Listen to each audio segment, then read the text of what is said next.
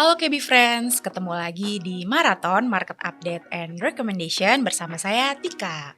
Nah, di episode kali ini kita akan membahas salah satu kebijakan penting dari pemerintah yang belum lama ini disahkan, yaitu APBN 2026. Menariknya nih KB Friends, dari proyeksi APBN 2026 ada defisit sebesar 2,6% dari PDB.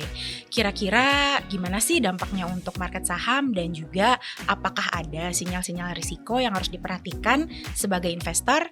Kita cari tahu jawabannya langsung bersama senior ekonomis KBVS, Pak Fikri. Halo Pak Fikri. Halo Tika, selamat siang. Oke nih Pak, nggak kerasa di tahun 2025 ini udah memasuki bulan ke-10. Artinya 2 bulan lagi kita akan masuk ke 2026 dan tahun baru pastinya anggaran baru nih Pak dari pemerintah. Nah, dari pemerintah sendiri telah menetapkan defisit APBN 2026 sebesar 689,1 triliun atau sekitar 2,6% dari PDB. Sebetulnya seberapa pengaruh sih Pak kebijakan APBN terhadap pasar saham?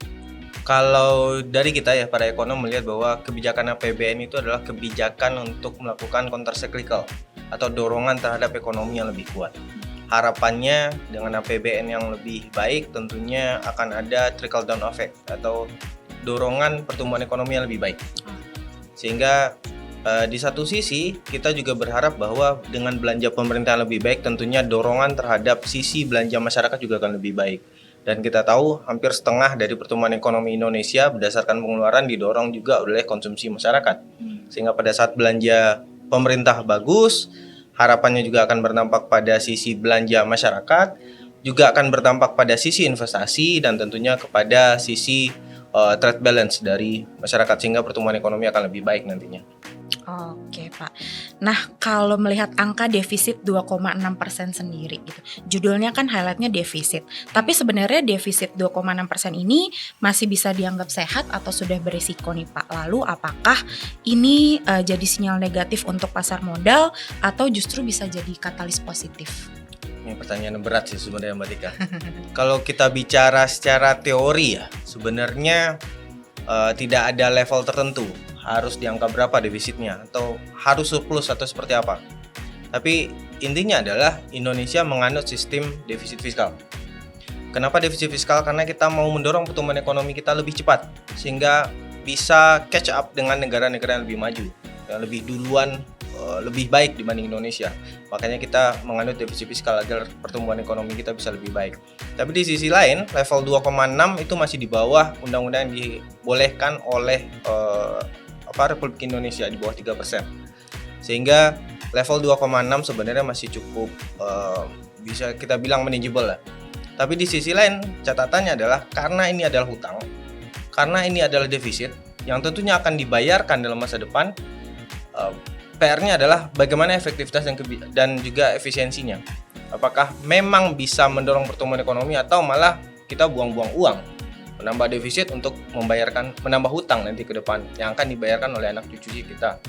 Tapi melihat dari kondisi APBN 2026 yang defisit 2,6, saya sih masih cukup optimis bahwa hal ini akan dorong pertumbuhan ekonomi lebih baik karena beberapa sektor yang bisa kita anggap lebih baik dari sebelumnya. Pertama tentunya dari sisi dana alokasi ke pemerintah daerah yang lebih tinggi, bahkan lebih tinggi 290-an triliun dibanding sebelumnya. Sehingga kami juga berharap bahwa pertumbuhan ekonomi bisa didorong oleh daerah-daerah di Indonesia, tidak hanya terpusat di Jakarta atau mungkin Pulau Jawa. Di sisi lain yang juga perlu kita lihat adalah ada stimulus ekonomi yang juga akan dilakukan di tahun 2026. Terakhir Pak Purbaya sebagai Menteri Keuangan mengatakan bahwa akan ada defisit yang namanya 8 plus 4 plus 5. Artinya akan ada beberapa stimulus yang akan dilakukan. Termasuk ya di bulan Oktober ini akan mulai kenaikan gaji PNS antara 8-12%. Akan ada pembagian minyak goreng dan juga beras. Minyak gorengnya 2 liter, berasnya 10 kg selama 2 bulan. Lalu akan ada makan bergizi gratis yang akan di full implementasikan di tahun 2026. Sehingga hal-hal ini kami harapkan akan jadi dorongan bagi sisi belanja masyarakat di kelas bawah. Khususnya mungkin masyarakat yang rentan ya. Jadi mungkin ya kita juga berharap bahwa hal ini akan sekali lagi dorong ekonomi kita juga lebih baik nantinya ke depan.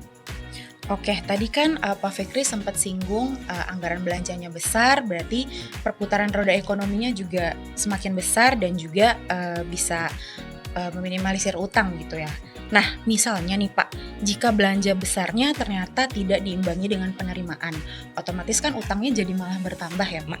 Nah, sebetulnya apa dampaknya untuk ke sentimen pasar dan nilai tukar rupiah seandainya memang seperti itu terjadi?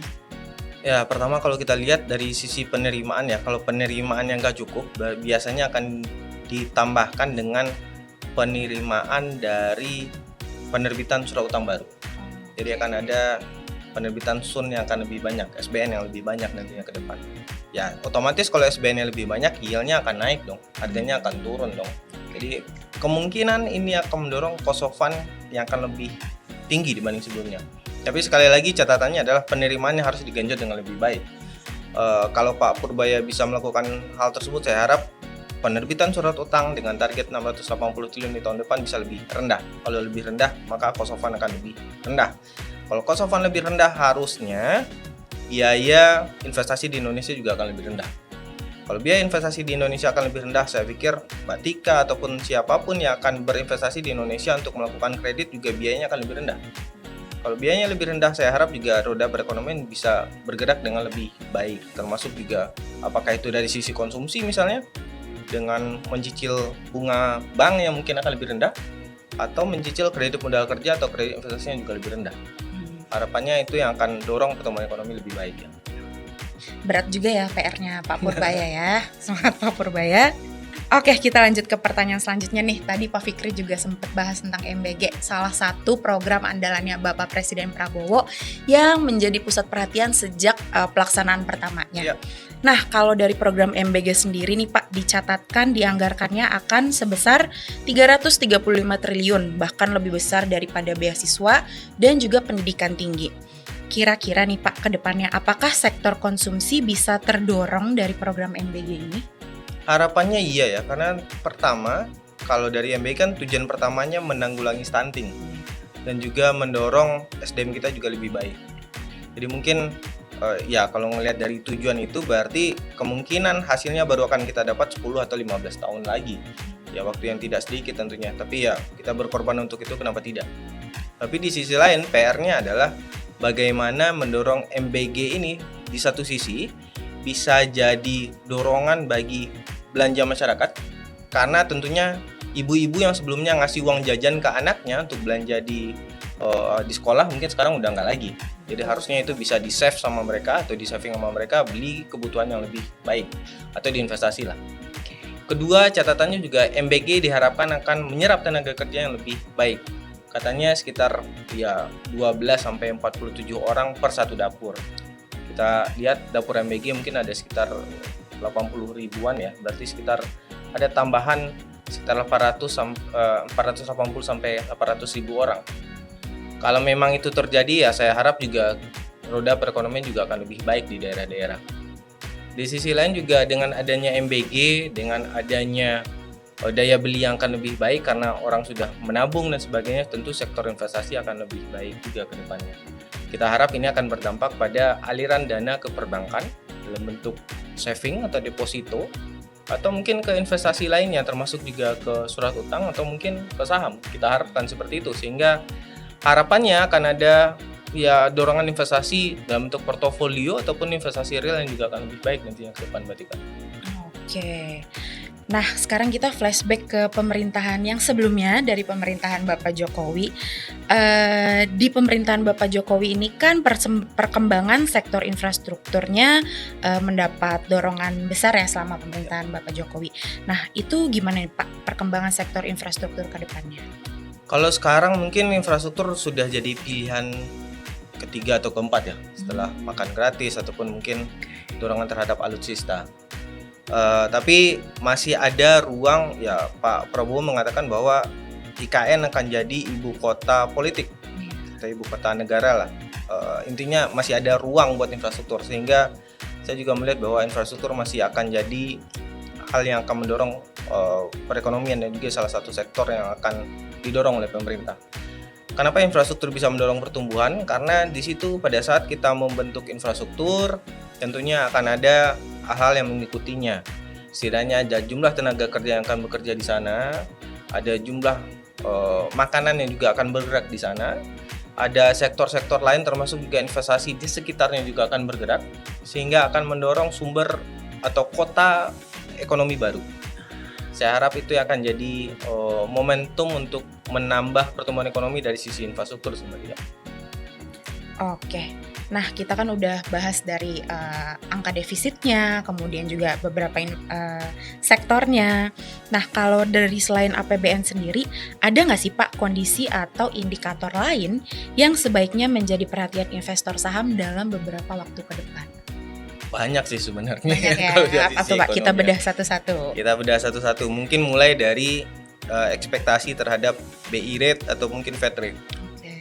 Kalau sekarang kan ada ekspektasi Fed rate-nya akan turun 25 basis point lagi di FOMC 31 Oktober mendatang.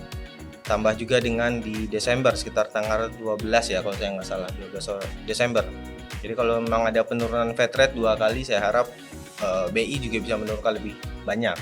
Apalagi stance BI kan pro growth sekarang. Sehingga mereka dorong likuiditas, dorong biaya cost of fund di dalam negeri akan lebih rendah, biaya kredit juga akan lebih rendah sehingga pertumbuhan ekonomi lebih baik. Dan satu lagi di Undang-Undang P2SK baru kan ada mandat baru bagi Bank Indonesia untuk membuka lapangan kerja yang lebih baik. Sehingga harapannya juga lapangan kerja juga akan lebih banyak pada saat ada BI rate yang lebih rendah. Transmisinya kira-kira seperti itu. Di saat yang sama juga dengan BI rate yang turun, tentunya imbal hasil dari pendapatan tetap di Indonesia akan lebih rendah. Harapannya ini akan mendorong orang berpindah ke sektor investasi lain yang punya imbal hasil lebih baik. Ya biasanya kalau portofolio mungkin pilihannya di Indonesia adalah saham. Atau mungkin dari sektor real pilihannya adalah investasi direct langsung, buka pabrik, buka lapangan kerja dan sebagainya. Jadi ya kita berharap ini akan jadi hal yang positif nantinya. Tapi sekali lagi pasar tenaga kerja akan jadi kunci tentunya. Gimana orang mau berinvestasi, bagaimana orang mau melakukan konsumsi kalau dia nggak punya pekerjaan, kalau dia nggak punya ekspektasi masa depan terhadap pendapatan dia. Jadi sekali lagi pembukaan lapangan kerja akan jadi momentum positif buat pertumbuhan ekonomi. Apakah mekanismenya lewat BI rate atau dorongan belanja dari pemerintah atau mungkin hal-hal lain termasuk juga kemudahan berinvestasi di Indonesia. Oke, sekarang kita masuk ke pertanyaan terakhir yang juga mungkin dinanti-nanti nih sama KB Friends.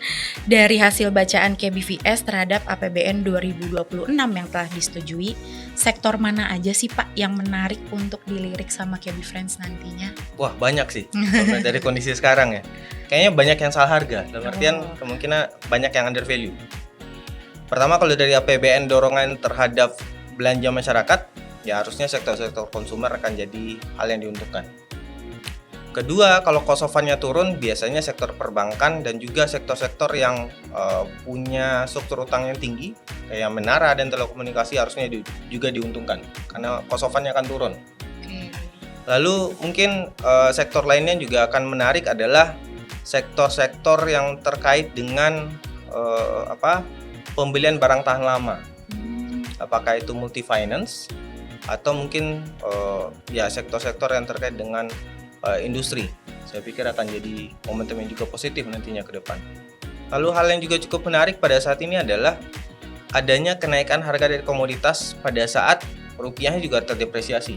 Jadi ada dua keuntungan bagi sektor-sektor yang ekspor oriented. Harga globalnya bagus, kedua ada depresiasi rupiah yang akan mendorong pendapatan mereka dalam rupiah akan lebih tinggi. Ya sektor-sektor terkait dengan tambang biasanya akan sangat menarik pada saat ini. Lalu sektor-sektor yang terkait dengan ekspor nabati kayak CPO juga akan sangat menarik. Dan sektor-sektor yang terkait dengan hilirisasi juga akan sangat menarik. Apakah hilirisasi nikel, emas, tembaga dan lain-lain. Saya pikir hal-hal tersebut akan jadi hal yang diuntungkan, sektor yang diuntungkan sih nantinya, Mbak Tika. Oke, terima kasih banyak Pak Fikri untuk insight-nya hari ini. Jangan lupa untuk KB Friends yang mau tahu update selanjutnya ataupun update lainnya seputar dengan market saham, KB Friends bisa kunjungi website resmi KBVS. Dan sampai jumpa di episode maraton selanjutnya. Bye-bye. Bye.